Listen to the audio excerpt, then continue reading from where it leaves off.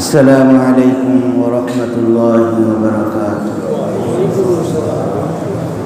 إن الحمد لله نحمده ونستعينه ونستغفره ونؤمن به ونتوكل عليه ونعوذ بالله من شرور أنفسنا ومن سيئات أعمالنا. من يهد الله فلا مضل له ومن يضلل فلا هادي له. ونشهد أن لا إله إلا الله وحده لا شريك له ولا نذير له ولا وزير له ولا مثير له ولا مشير له ولا معين له. ونشهد أن سيدنا وسندنا وحبيبنا وطبيبنا وطبيب قلوبنا وطبيب أرواحنا ومرشدنا ومولانا محمدا عبده ورسوله الذي أرسله بالحق بشيرا ونذيرا وداعيا إلى الله بإذنه وسراجا وقمرا منيرا. اللهم صل على سيدنا ومولانا محمد في أول كلامنا. اللهم صل على سيدنا ومولانا محمد في أوسط كلامنا. اللهم صل على سيدنا ومولانا محمد في آخر كلامنا. وصلى الله تعالى على خير خلقه محمد وعلى آله وأصحابه أجمعين. أما بعد فأعوذ بالله من الشيطان الرجيم. بسم الله الرحمن الرحيم. ومن يطع الله والرسول فأولئك مع الذين أنعم الله عليهم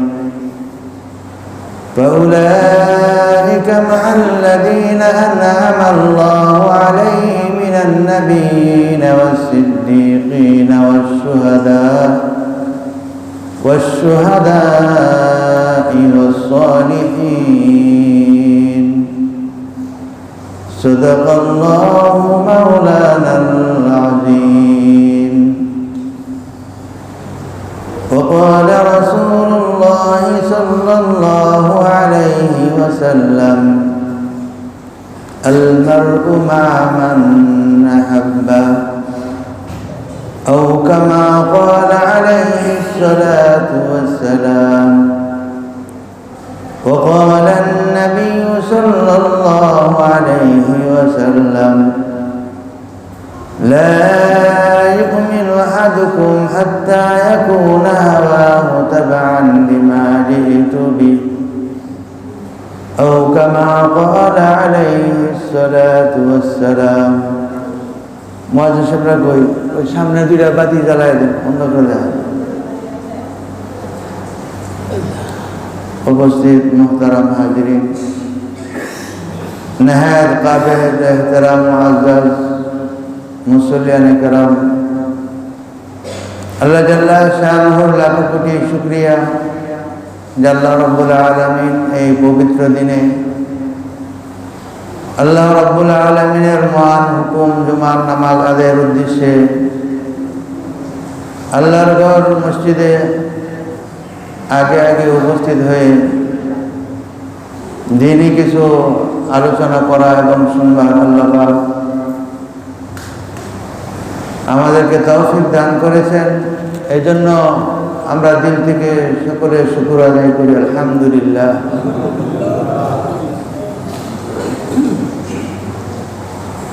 এটা হলো ইমানের বিষয় যে আবহাওয়ার বৈরী পরিবেশ থাকা সত্ত্বেও আমরা সকল বাধা বিপত্তিকে উপেক্ষা করি জুমার দিন আজানের ডাকে সাড়া দিয়ে মসজিদে চলে আসা, এটা ইমান। ইমানের ভিতরে যদি মানুষের ঘাটতি থাকে সামান্য পরিমাণ, তখন কোনটা গুনাহ, কোনটা শিরিক, কোনটা নেফাক, কোনটা মুনাফিকি, কোনটা ইসলামের সাথে যায় না, কোনটা ইসলামে সমর্থন করে না, এগুলো মানুষ বুঝে না। খুব ভালো ভালো মানুষ যে জবানের দ্বারা এমন কথা বলে ফেলে যেটা ঈমান ইসলামের সাথে সাংঘর্ষিক, কোরআন এবং হাদিসের সাথে সাংঘর্ষিক, যেটা রাসূলের শিক্ষা না। এর মধ্যে অন্যতম কারণ হচ্ছে যে যাদের দ্বারা হয় বা যারা করে তাদের একটা জ্ঞানের শূন্যতা আছে। জ্ঞানের শূন্যতার কারণে জবান দিয়ে এমন কথা বের হয় যে মানুষ ভুল বুঝে, এবং ওই ব্যক্তিকে ভুল বুঝে যে আপনি দিনের দায়ী হইতে পারেন, কিন্তু আপনি এই কথাটা সঠিক বলেননি। কারণ আমাদের দেশের মানুষ যে এমন ব্যক্তিদের কথা অনেকেই শোনেন যাদের কথা যুগ যুগ ধরে কোনো বিতর্কিত কোনো কথা বলেন। তো এমন ব্যক্তিদের কথা শুননেওয়ালা যারা আছে, তাদের যারা ভুল বলে, তাদের ভুলগুলো তাদের মাথার ভিতরে এমনি চলে আসে। মানুষ দুনিয়ার স্বার্থ হাসিলের জন্য গুনাহ করতে একটু চিন্তা করে না। এই সামান্য একটু দুনিয়া লাভের জন্য হযরত মুহাম্মদ রাসূলুল্লাহ সাল্লাল্লাহু আলাইহি ওয়াসাল্লামের সামনে আল্লাহ যেরকম ভাবে সারা দুনিয়া পেশ করছে, যে সাফা মারওয়ায় পাহাড়, উহুদ পাহাড়, এগুলোকে পুরা স্বর্ণ রূপায় রূপান্তর করে নবীকে দিবেন। ফেরেশতার এই প্রস্তাব আল্লাহ রাসূল গ্রহণ করেন। তো ফেরেশতা আসছে, ফেরেশতা তো নিজের বুদ্ধিতে আসে নাই, আল্লাহ পাঠাইছে।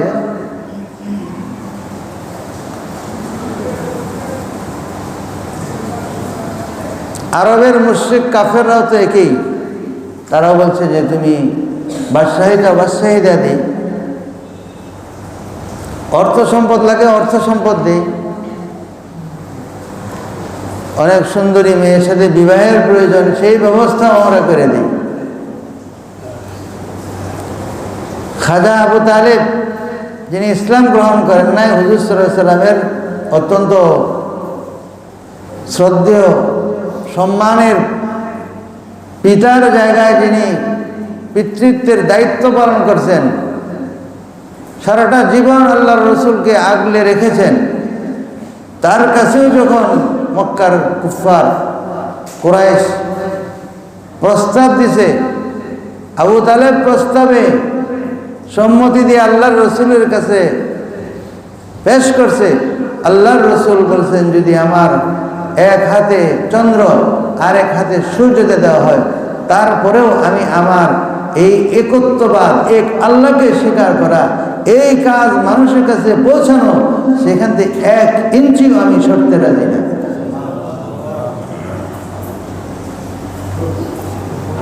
বুইস্তু ফীকুম লিকাসরিল আসনাম, আমাকে আল্লাহ পাঠাইছে, আল্লাহ রাসূল বলছেন, যে মূর্তি ভাঙার জন্য, মূর্তিকে গড়ার জন্য। আবার এটাও আছে যে সাহাবাদেরকে আল্লাহর রসুলকে আল্লাহ তাআলা বলছেন তাদের যে দেবদেবতা আছে এই দেবদেবীদেরকে তোমরা গালি দিও না, তাহলে তোমাদের রব আল্লাহকেও তারা গালি দিবে।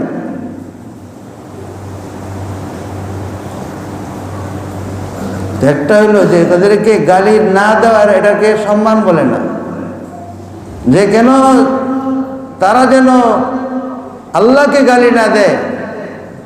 আল্লাহর রসুলের মাধ্যমে কোরআনে সাহাবাদেরকে শিখিয়ে দিয়েছেন, এরা ধর্ম পালন করে, ওরা দেবদেবী মানব, কিন্তু এদেরকে গালি দিবা। তোমাদেরকে যে তরিকা, যে পদ্ধতি দেওয়া হয়েছে এই পদ্ধতিকে চলা, ওই নিয়মে চলা।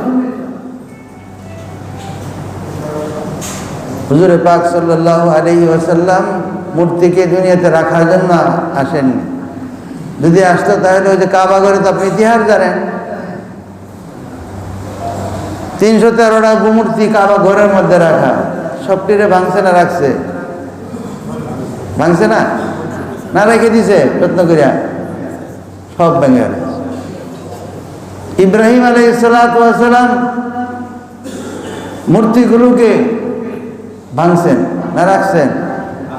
অভিযোগের আকার যখন আসলো, কয়টা ইব্রাহিম সালামকে করতে পারেন না এটা। ইব্রাহিম আলাইহিস সালাতু ওয়াস সালাম যেহেতু তাদের ধারণা মতে এই দেবতার অনেক ক্ষমতা, এই আসলে যে কোনো ক্ষমতা না, এরা যে এত অসহায়, অসহায়তা প্রকাশ করার জন্য ওই যে কুড়ালটা ভাঙছিল ওই কুড়ালটা বড়টার গায়ের মধ্যে ঝুলাই দিচ্ছে। তারা অভিযোগ নিয়ে আসছে এটা ইব্রাহিমের কাজ। ইব্রাহিমকে যায় বলছে যে তুমি এই কাজ করছো। কারে মিয়া, যার কাছে অস্ত্র থাকে হেই না গুলি মারে, যার কাছে অস্ত্র নাই তারা তুমি গুলি মারছে, এই কথা কেউ দুনিয়া মানুষ স্বীকার করবে? কার হাতে অস্ত্র? যাই দেখো বড় আর গাড়ি তো জুড়াই দিয়েছে, হেই করছে এই কাজ। মূর্তি কি এটা করতে পারে? মূর্তির কি ক্ষমতা আছে? অর্থাৎ হযরত ইব্রাহিম আলাইহিস সালাম এদের অক্ষমতার যে স্বরূপ, সেই স্বরূপটা তাদেরকে বুঝাই দিয়েছে যে এদের কোনো ক্ষমতা নেই, এদের কোনো ক্ষমতা নেই। তা আমাদের ঈমান প্রকাশ পায় দুনিয়ার সামনে যে আমাদের কতটুকু ঈমান আছে। দুনিয়ার সামনে দুনিয়া করতে যায় যে আমাদের ঈমান কতটুকু মজবুত, কতটুকু শক্তিশালী। হযরত মুহাম্মদুর রাসূলুল্লাহ সাল্লাল্লাহু আলাইহি সাল্লাম এই সিরতকে আজকে প্রায় 1.5 মাস ধরে আমি বয়ান করতেছি যে হযরত রাসূল আকরাম সাল্লাল্লাহু আলাইহি সাল্লাম যে তার নামকে যদি উচ্চারণ করি এবং উচ্চারণ করা হয়, পৃথিবীর মধ্যে সবচেয়ে বেশি চর্চিত যার নামকে বেশি উচ্চারণ করা হয়, এটা মুসলিম হোক ও মুসলিম হোক, হযরত মুহাম্মদুর রাসূলুল্লাহ সাল্লাল্লাহু আলাইহি ওয়াসাল্লাম। আর কোনো নাম, আর কোনো নাম পাওয়া যায় না, এত চর্চা হয় না। তাও তার নামটাকে যখন উচ্চারণ করা হয়, এই নামটাকে এত সম্মানের সাথে উচ্চারণ করা হয় যে নামকে উচ্চারণ করার পরে এরপরে আমরা পড়ি মুহাম্মদুর রাসূলুল্লাহ সাল্লাল্লাহু আলাইহি ওয়াসাল্লাম। আর কোনো নাম নেই পৃথিবীর মধ্যে যেহেতু সুন্দর করে যে নামকে উচ্চারণ করার পরে দেয়া আবার তার জন্য দোয়া করে দেওয়া হয়, দরুদ করে দেওয়া হয়। একমাত্র জাত, একমাত্র সত্তা ব্যক্তি হযরত মুহাম্মদুর রাসূলুল্লাহ সাল্লাল্লাহু আলাইহি ওয়াসাল্লাম। অমুসলিমের নাম উচ্চারণ করে, তারা হয়তো দরুদ পাঠ করে না, আর আমরা নাম উচ্চারণ করি, নবীজির উপরে দোয়া পড়ি, আর এই দোয়া পড়ার দ্বারা জানান দেওয়া হয় এটা, এই কথা মনে প্রাণে আমরা বিশ্বাস করি, লালন করি, আমরা মুহাম্মদ সাল্লাল্লাহু আলাইহি ওয়াসাল্লামের উম্মত। কথা ঠিক কিনা? 2 নম্বর, যে মুহাম্মদুর রাসূলুল্লাহ সাল্লাল্লাহু আলাইহি ওয়াসাল্লামকে আমাদের জীবনে একসময় বিরাট প্রয়োজন পড়বে, প্রয়োজন লাগবে, দরকার পড়বে, আমরা দরুদ শরীফ পড়ে এই কথা এবং এই বিশ্বাস আমরা রাখি যে হযরত মুহাম্মদুর রাসূলুল্লাহ সাল্লাল্লাহু আলাইহি ওয়াসাল্লামের উপরে যখন কোন উম্মতে মুসলিমা দরুদ শরীফ পড়ে, এর ফাজাইল আমি বয়ান করলাম না, তখন ফেরেশতারা তার নাম সহকারে আল্লাহর রাসূল সাল্লাল্লাহু আলাইহি ওয়াসাল্লামের কাছে পেশ করে, আর ফেরেশতাদেরকে জানায় দেওয়া হয়, জানান দেওয়া হয় যে হে ফেরেশতারা, আমি হযরত মুহাম্মদ সাল্লাল্লাহু আলাইহি ওয়াসাল্লামের একজন উম্মত, আর রাসূল পাক সাল্লাল্লাহু আলাইহি ওয়াসাল্লামের এই নামকে এই দরুদ সহকারে যখন তার কাছে পৌঁছায় দেওয়া হয়, যখন বিপদের সময় আসবে, হাউজার কাউসারের মধ্যে যেখানে পিপাসিত হয়ে থাকবে, মানুষের পিপাসা নিবারণের কোনো উপায় থাকবে না, তখন এই দরুদের মাধ্যমে আল্লাহর রাসূল সাল্লাল্লাহু আলাইহি ওয়াসাল্লাম আমাকে সুপারিশ করে হাউজে কাউসারের পানি পান করে আমাকে বেহেশতের ব্যবস্থা করে দেয়। এটা দুনিয়াতেও লাভ যে আমি নবীর উম্মত, দরুদের দ্বারা প্রমাণ করে পরকালেও লাভ যে আল্লাহর রাসূল সাল্লাল্লাহু আলাইহি ওয়াসাল্লাম জান্নাতের জন্য আমাকে সুপারিশ করবে। হযরত মুহাম্মদুর রাসূলুল্লাহ সাল্লাল্লাহু আলাইহি ওয়াসাল্লাম সবচেয়ে বেশি চর্চিত নাম, যে নামকে আমরা লালন করি, যার আদর্শকে আমরা পালন করি, যার আদর্শ অনুযায়ী আমরা চলি, যে তার আদর্শকে গ্রহণ করবে তারাই এই দুনিয়াতেও সফল হবে, পরকালেও সফল হবে। হযরত মুহাম্মদুর রাসূলুল্লাহ সাল্লাল্লাহু আলাইহি ওয়াসাল্লামকে অনুসরণ করা ছাড়া বিকল্প আর কোনো পথ নাই। ওয়ামান ইউতিইল্লাহ ওয়া রাসূলা ফাউলাইকা মাআল্লাযীনা আনআমা আল্লাহ, যারা আল্লাহকে মানে এবং রাসূলকে মানে, তো রাসূলুল্লাহ সাল্লাল্লাহু আল্লাহকে মানার জন্য পূর্ব শর্ত হয়েছে আল্লাহর রাসূলকে মানা। রাসূলকে যখন মানতে পারবে তখন আল্লাহকে মানা হবে, আর যখন রাসূলকে মানবে না তখন আল্লাহকে মানা হবে। 5 ওয়াক্ত নামাজ পড়ি আমরা, এই 5 ওয়াক্ত নামাজের মধ্যে আমরা আল্লাহর রাসূলের উপরে আমরা দরুদ পড়তেছি। যে 5 ওয়াক্ত নামাজ পড়ে না, শুক্রবারে হলো নামাজ পড়ে, ওই শুক্রবার দিন জুমার নামাজে আয়েশা সে নবীর উপরে দরুদ পড়ে। যে জুমাও পড়ে না, বছরে 2 ঈদের নামাজ পড়ে, এই 2 ঈদের নামাজের উসিলা সে আল্লাহর রাসূলের উপরে দরুদ পড়ে। আর যদি কেউ এটাও না করে, রাজনৈতিক স্বার্থে হোক বা বন্ধুত্বের স্বার্থে হোক বা যে কোনো স্বার্থেই হোক বা চাকরির সুবাদে হোক, যেমন একজন হিন্দু তার মালিক যে মুসলমান আসে মারা যায়, তার জানাজার নামাজের পাশে যায় দাঁড়ায় থাকে, হয়তো জানাজায় শরীক হয় না, তার ধর্ম ভিন্ন দিকে, কিন্তু যে দাঁড়ায় থাকে, তো যে কোনো নামাজেই পড়ে না, তারপরে সে একদিন হইলেও সে কারণ বন্ধুত্বের খাতিরে হোক, সম্পর্কের খাতিরে হোক, চাকরির সুবাদে হোক, জানাজার মধ্যে হাজির হয়, ওই জানাজার মধ্যে নবীর উপরে দরুদ পড়ে। তাই রাসূলকে না মানলে আল্লাহকে মানা হয়। 5 ওয়াক্ত নামাজ পড়বেন, 5 ওয়াক্ত নামাজের কথা কোরআন শরীফের মধ্যে আছে, আর কিভাবে পড়বেন সেটা কোরআন শরীফে নেই। তাহলে আপনি নামাজ পড়তে হলে রাসূল সাল্লাল্লাহু আলাইহি ওয়াসাল্লামের পদ্ধতিকে গ্রহণ করতে হবে। এক বেদুইন আল্লাহ রাসূল সাল্লাল্লাহু আলাইহি ওয়াসাল্লামের কাছে আসছে, আয়েশা বলছে, ইয়া রাসূলুল্লাহ, আমাকে নামাজ শিখাইয়া দিন। হুজুর বলছেন, ঠিক আছে তুমি থাকো। তারে নামাজের পার্টিকুলার কোনো সময় বয়ান করে দেন। 2 দিন থাকছে, দৈনিক 5 ওয়াক্ত নামাজ। 5 ওয়াক্ত নামাজের প্রথম দিন তাকে আল্লাহ রাসূল সাল্লাল্লাহু আলাইহি ওয়াসাল্লাম নামাজ পড়ছেন আউয়াল ওয়াক্তে, যখন যে ওয়াক্তের নামাজ শুরু হয়ে গেছে তখনই তাকে নামাজ পড়ানো শেখায় দিয়েছে। দ্বিতীয় দিন হুজুরে পাক সাল্লাল্লাহু আলাইহি ওয়াসাল্লাম নামাজের শেষ ওয়াক্তে নামাজ পড়তেন। হুজুর সাল্লাল্লাহু আলাইহি ওয়াসাল্লামের এই নামাজ নিয়ে সে বাড়িতে গেছে। অর্থাৎ কেউ যদি প্রথম ওয়াক্তে নামাজ পড়ে তার নামাজ হয়ে যাবে, যদি শেষ ওয়াক্তে নামাজ পড়ে তার নামাজ হয়ে যাবে।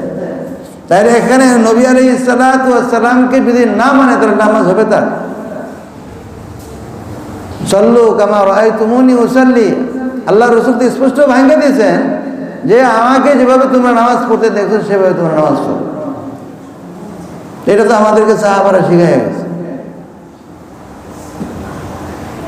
সাহাবাদের মধ্যে হযরত আবু বকর সিদ্দিক রাদিয়াল্লাহু তাআলা আনহু, যে নবীজির পরে হুজুরে পাক সাল্লাল্লাহু আলাইহি ওয়াসাল্লামের যে জায়নামাজে যাকে দাঁড় করায় দিছে, একটা জায়নামাজ আর কয় ফুট? 48 ইঞ্চি, 4 12 4 ফিট। 4 ফিট জায়গার দায়িত্ব হলো জায়নামাজ।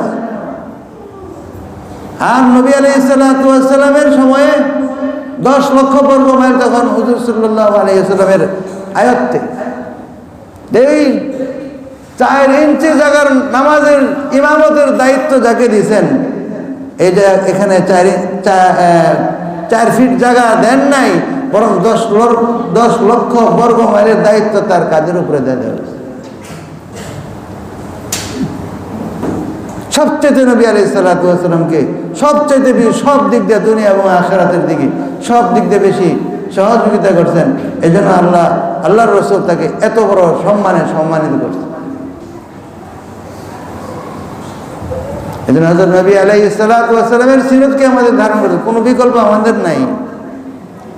একজন হিন্দু যদি সে, একজন অমুসলিমও যদি সে দুনিয়ার সফলতা চায় আর হুজুর পাক সাল্লাল্লাহু আলাইহি সাল্লামের তরিকাকে পদ্ধতিকে সে গ্রহণ করে, সে সফল না হয়ে পারে না। একবার এক হিন্দু বড় উচ্চ শিক্ষিত লোক, তার অত্যন্ত আদরের একমাত্র পুত্র সন্তান অসুস্থ, ইন্ডিয়ান এক হসপিটালে সে অসুস্থ হয়ে গেছে। ডাক্তারবাবু বলছে যে আমরা আমাদের চেষ্টা করে যাব, আর আপনি তার জন্য ভগবানকে আপনি ডাকেন, যেটা আমরাও করি। যে আমাদের ডাক্তাররাও বললে যে আমরা আমাদের চেষ্টা চালায় যাই, আপনারা আল্লাহ আল্লাহ করে, তারা তাদের মতো বলছে। এখন এই লোকের শেষ বেলায় এসে যদি আল্লাহ তাআলা কাউকে হেদায়েত দেয়, এমন বিপদের সময়ও কিন্তু আল্লাহ তাআলা হেদায়েত করেন, মানুষ পথ পায়, দিশা পায়। সে দেখলো যে এতদিন যা করলাম, যে বলছে ডাক্তার বলছে যে তার মুহূর্ত শেষ, তাকে বাঁচাইতে হইব, তার বাঁচানো তার প্রয়োজন। যে আমার একমাত্র বংশ, তার দ্বারা হবে না, দুনিয়া আমার দ্বারাই শেষ, আমার পরে আর কেউ নাই। অত্যন্ত আদরের সন্তান এখন বলল যে ভগবানকে এটা করে। আমাদের ভগবান তো অভাব নাই, হিন্দুদের ভগবানের অভাব নাই। একজন মহামনীষী, সেও যদি তাদের কারো ভালো লেগে যায়, তাদের দৃষ্টিতে সেও তার ভগবান, বুঝলেন? একজন মহামনীষী যে তার কাছে ভালো লেগে যায়, সেও তাদের কাছে সে একজন ভগবান। এখন সাপও ভগবান, বিচ্ছু ভগবান, বাঘও ভগবান, অসুরও ভগবান, সীতাও ভগবান, কৃষ্ণ ভগবান, হায়রে কত ভগবান। যেমন এত শরিক, কারণ শরিকানা কেউ পছন্দ করে, পার্টনারশিপ সাধারণত মানুষ চাই না। দেখতেছেন দুনিয়াতে যারা ব্যবসা করে পার্টনারশিপে সর্বনাশ, এটাকে পছন্দই করে না। আর আল্লাহ তাআলার ইবাদতের মধ্যে আল্লাহ সবচেয়ে বেশি রাগান্বিত, গুসা হয় ওই ব্যক্তির উপরে যে আল্লাহর সঙ্গে যে অংশীদারিত্ব করে, আল্লাহর সঙ্গে কাউকে শরিক করে, যে আল্লাহ তাআলার সঙ্গে গায়রুল্লাহকে শরিক করে তার উপাসনা করা হয়। আল্লাহ পাক ওই ব্যক্তির উপর সবচেয়ে বেশি রাগ।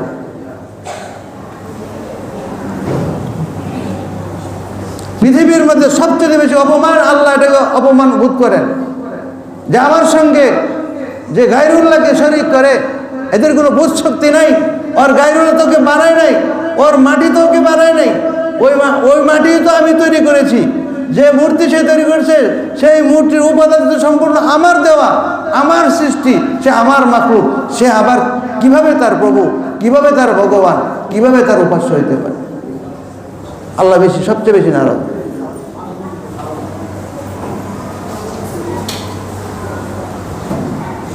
তখন ওই ব্যক্তি কি করছে, হাসপাতালের সামনে আইসা কাঁদতেছে। সব মানুষকে কান্দেন কেন, এই তার অবস্থা করে সবাই সবার মতো সন্তান দিয়ে চলে যায়। যারা তাবলীগ করেন, একটা নাম আছে এখনো বেঁচে আছেন, মাওলানা কালিম সিদ্দিকী, একজন হিন্দু ছিলেন। হিন্দু মানে ভালো হিন্দু পণ্ডিত, ইসলাম গ্রহণ করছে। ইসলাম গ্রহণ করার পরে সে সারা দেশে, সারা বিশ্বে, যার সুনাম এখনো আছে, দাওয়াতের কাজ করে, মানুষকে ইসলামের দাওয়াত দেন।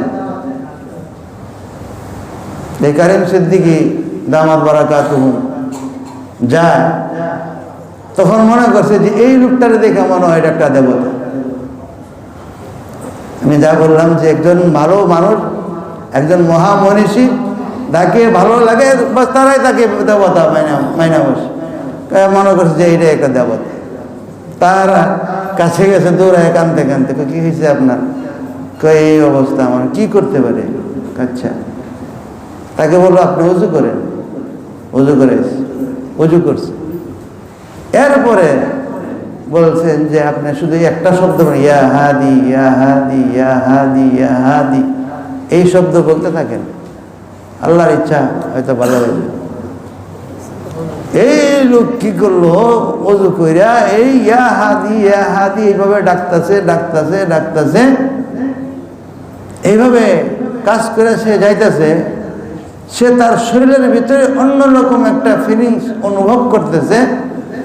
আর এর ভিতর দেয়া সংবাদ আসলো হসপিটালের ভিতরে থেকে যে আপনার ছেলের অপারেশন সাকসেস হয়েছে। এই লোক পরে ইসলাম গ্রহণ করছে। দেখছেন আল্লাহর পাকের একটা নাম, যে নাম কে শিখেছে? একজন মৌলানা সাহেব, যে মনে করছে তার ভগবান,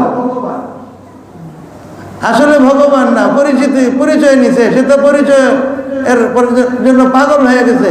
ওই কে? সে একসময় অমুসলিম ছিল, হিন্দু ছিল, সে মুসলমান হয়েছে। তার নাম মাওলানা কালিম সিদ্দিকী, এখনো বেঁচে আছেন। শুধু একটা শব্দ শিখিয়ে দিয়েছে, ইয়া হাদি ইয়া হাদি ইয়া হাদি। ওই শব্দ এর উপরে আমল করছে। আল্লাহ পাক এর মধ্যে এমন আসর পয়দা করছে, তার সন্তানকেও ভালো করে দিয়েছে। তার খারাপ যে ঈমান ছিল, যে খারাপ আকীদা ছিল, ওই আকীদাকেও পর্যন্ত আল্লাহ তাআলা সুস্থ হয়ে গেছে।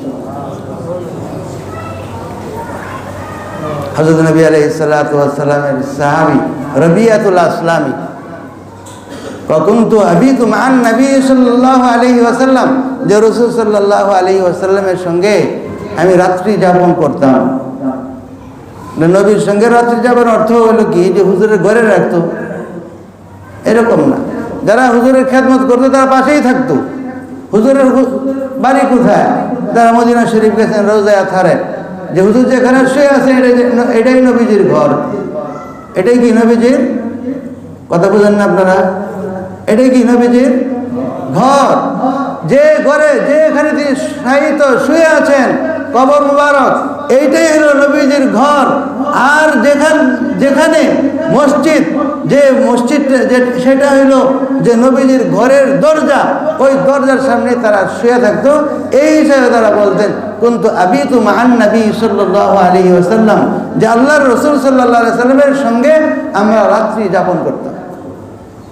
হুজুর ঘর থেকে বেরোলেই যে দরজা, এটাই হইল মসজিদ। হযরত নবী আলাইহিস সালাতু ওয়াস সালাম ঘুম থেকে উঠতেন, ফাআতাইতু নবী সাল্লাল্লাহু আলাইহি বিওয়াজুইন, যে আল্লাহর রাসূল যখন ঘুম থেকে উঠতেন, পরে আসতেন, তখন ওয়াজু, আরবি ভাষায় ওয়াজু, উজু, এই শব্দের কোনো একটা মিনিং আছে, অর্থ আছে, ভিন্নতা। উজু যেটাকে আমরা উজু বলি, এটাকে উজু।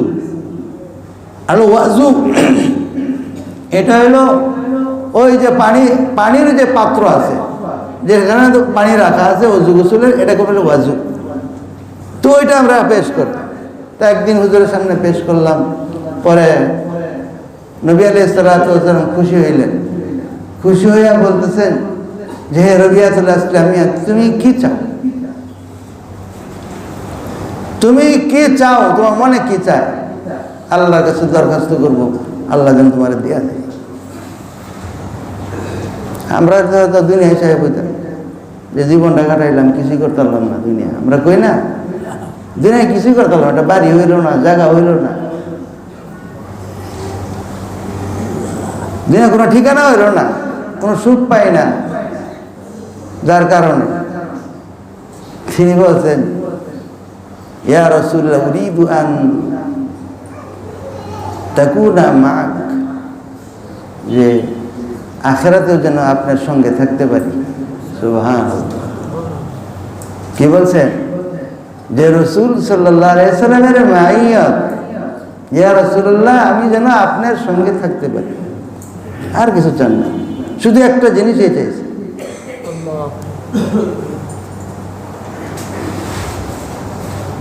আল্লাহ তাআলা এটাই, ওয়া ইউতিল্লাহ ওয়ার রাসূল ফাউলাইকা মাআল্লাযীনা আনআমা আল্লাহু মিনান নাবিয়্যিন ওয়াস সিদ্দিকিন ওয়াস শুহাদা ওয়াস সালিহিন।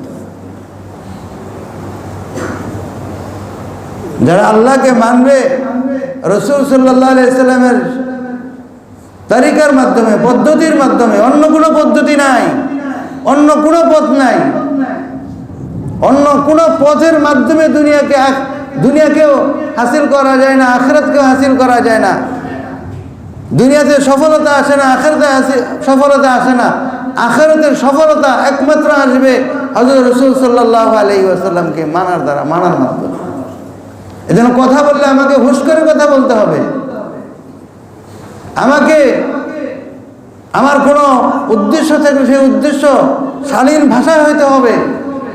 ভিন্ন কোনো পন্থায় আমাকে দুনিয়া চাওয়া যাবে না, দুনিয়া হাসিল করার জন্য চেষ্টা করা যাবে না। একমাত্র রাসূল সাল্লাল্লাহু আলাইহি সাল্লামের পদ্ধতিতেই হইতে হবে। অন্য কোনো পদ্ধতি গ্রহণ করলে সেই পদ্ধতি তার গ্রহণযোগ্য হবে না। হুজুর সাল্লাল্লাহু আলাইহি ওয়াসাল্লাম তাকে বলে দিলেন যে ওই সাহাবীকে, তুমি যদি আমার সঙ্গে থাকতে চাও তাহলে তোমাকে কিছু কাজ করে যেতে হবে, যে কাজ আল্লাহ এবং তার রাসূল এর সাথে মিলে, যে নবীজির আমলের দ্বারা আল্লাহকে পাইবা। আল্লাহকে পাইতে হলে নবীজির আমল লাগবে, ওই আমলের মাধ্যমে তুমি একমাত্র আমার সঙ্গে থাকতে পারবা। ফাউলাইকা মাআল্লাযীনা আনআমা আল্লাহ, আর ওই সঙ্গ, ওই নিয়ামত পাইবা ওদের রাস্তাকে গ্রহণ করার দ্বারা, যাদের উপরে আল্লাহ তাআলা অনুগ্রহ দান করেছেন। মিনান নাবিয়্যিন ওয়াস সিদ্দিকিন ওয়াস সালিহিন, নেককার এবং সিদ্দিকিন, সিদ্দিক, শুহাদা, নবী, তাদের যে আমল ছিল ওই আমলের অনুযায়ী, তাদের আমলের সাথে যদি মিলে তাহলে আমি নবীর যে সুপারিশ, আমি নবীর যে সঙ্গে থাকা, এই থাকতে হইলে একমাত্র আমার তরিকার মাধ্যমেই তোমাকে চলতে হবে। অন্য কোনো তরিকা তুমি চলো তাহলে সমালোচিত হইবা, পদে পদে তুমি বেইজ্জতি হইবা। হয়েছে আমি আলেম হয়েছি, কি হয়েছে? আমি কথা যদি বেফাস কথা বলে ফেলি, বেইজ্জতি হইতে এক সেকেন্ড লাগে, এক সেকেন্ড লাগে না।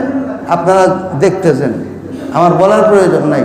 যারাই মুখ দিয়ে বেফাস কথা বলতেছে, সারা জীবনের সমস্ত অর্জন এক সেকেন্ডের মধ্যে ধূলিসাৎ হয়ে যাচ্ছে, এক সেকেন্ডের মধ্যে শেষ হয়ে যাচ্ছে। আপনি নবীর তরিকা চলবেন বলেন, কিন্তু আপনি শিরকের সহযোগিতা করেন, মুশরিকদের সহযোগিতা করেন, তাদেরকে আপনি পাহারা দিবেন, তাদেরকে আপনি যে সেফ করবেন। আপনার ইমানের সেফ সবার আগে। আপনি যে বেঈমান, যে আল্লাহ সবচেয়ে বেশি অসন্তুষ্ট হয় যে মূর্তি, যে আল্লাহর সঙ্গে শরীক করা, এর চেয়ে বড় অসন্তুষ্ট কোনোটাতে আল্লাহ এত অসন্তুষ্ট হন না যত অসন্তুষ্ট তার সঙ্গে শিরিক করলে যে আল্লাহ পাক অসন্তুষ্ট। এই জন্য আল্লাহ তাআলা আমাদেরকে, যে দুনিয়াতে অনেক কিছুই দেখতেছেন, অনেক কিছুই ঘটবে, আপনার বিবেককে, আপনার চিন্তাকে, আপনি একজন চিন্তশীল মানুষের পরামর্শে আপনি চলবেন।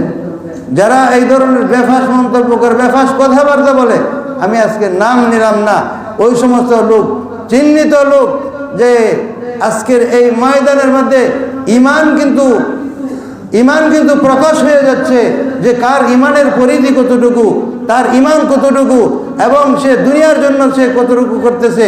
সুতরাং আমার ইমানকে সবার আগে রক্ষা করতে হবে। ইন্নামা বুইস্তু ফীকুম লিকাসরিল আসলাম। আল্লাহর রাসূল তিনি বলছেন, মূর্তিকে রাখার জন্য আমি দুনিয়াতে আসি নাই, আল্লাহ আমাকে দুনিয়াতে পাঠাইছে মূর্তিকে ভাঙার জন্য। এর অর্থ এটা না যে যারা এই দেশে থাকবে তাদের মূর্তি ঘরকে ভাঙ্গে ফেলতে হবে, ভাঙ্গে ফেলার কথা এই কথা বলা হয় নাই। কারণ এটাও তো আল্লাহ বলছেন যে তাদের মাবুদকে, দেবদেবীদেরকে যে তোমরা গালি দিও না, তা তোমার রবকেও গালি দিবে। এর অর্থ হচ্ছে তারা তাদের জায়গায় থাকবে আর তুমি তোমাদের জায়গায় থাকবো। আর তাদেরকে নিরাপত্তা যে নিশ্চিত করা, সেটার দায়িত্ব হইল যে দেশের মধ্যে, যে দেশের ট্যাক্স দেওয়া চলে, যে দেশে কর দেওয়া থাকে, ওই দেশের হলো দায়িত্ব, তোমার দায়িত্ব না। তোমার দায়িত্ব তোমার ইমানের হেফাজত করা। অতি উৎসাহিত হইয়া যে তুমি তাদের প্রাসাদ খাইবা আর ওদের নিচে তোমরা বৈশা থাকবা, সেলফি হইবা, সেলফি মারবা, এই সেলফির ফুটেজ কিন্তু আল্লাহর দরবারে কিন্তু থেকে যাবে। আল্লাহ তাআলা আমাদের সকলকে আমল করার তৌফিক দান করুন। ওয়া আখিরু দাওয়ানা আলহামদুলিল্লাহ।